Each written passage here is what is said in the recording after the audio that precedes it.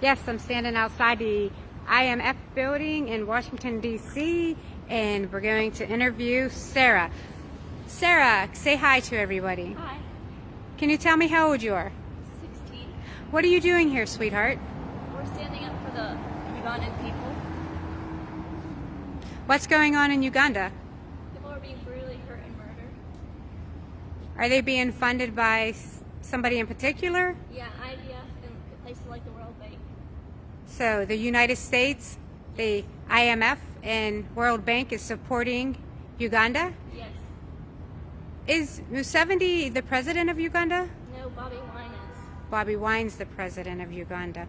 What do you think that the intentions, if Museveni was to get this money from the World Bank, from the IMF, and all the U.S. support, what do you think Museveni may do with that money? I don't think he'd use it for what he says he is. I think he's using it for his own good. You think he's using it for his own good? Yeah, for himself.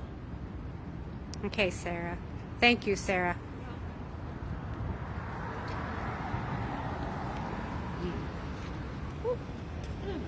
Turn in the camera. IMF, I am asking you on behalf of an American citizens to not fund Museveni. Stop the funding.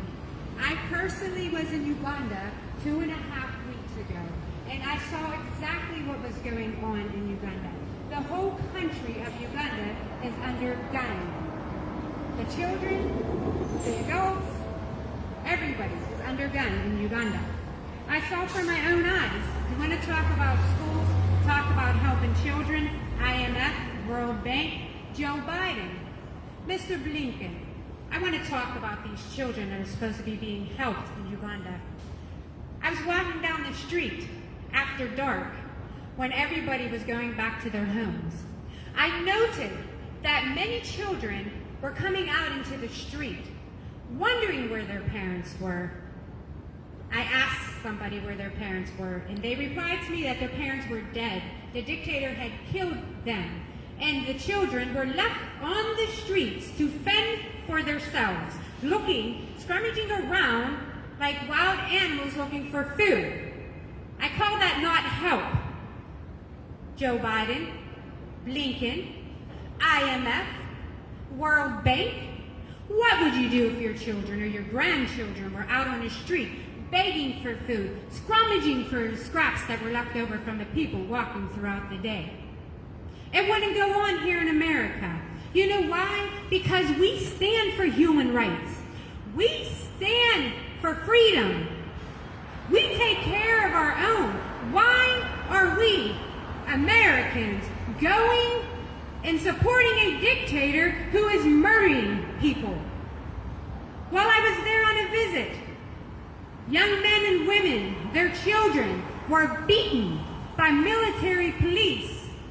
They were beating because they stand for freedom. They want change. So they went in and they beat them.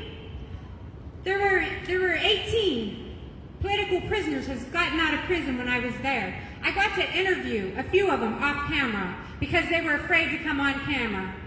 My friends, they weren't afraid to come on camera for themselves because they say enough is enough. They had enough abuse from the dictator. They were fearful for their families, for their wives, for their children at home. Those men and women, they can't even sleep in the same place every night. Joe Biden, Anthony Blinken, IMF employees, World Bank, how would you like it if you couldn't sleep in your homes with your families?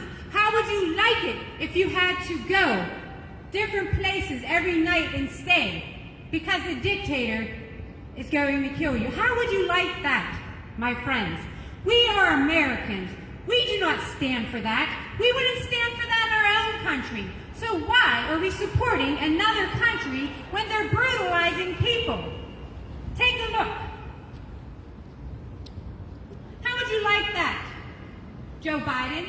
How would you like that if that was your son? How would you like that, Mr. Anthony Blinken?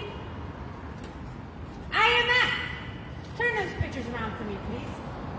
IMF, how would you like this if this was your family? News flash,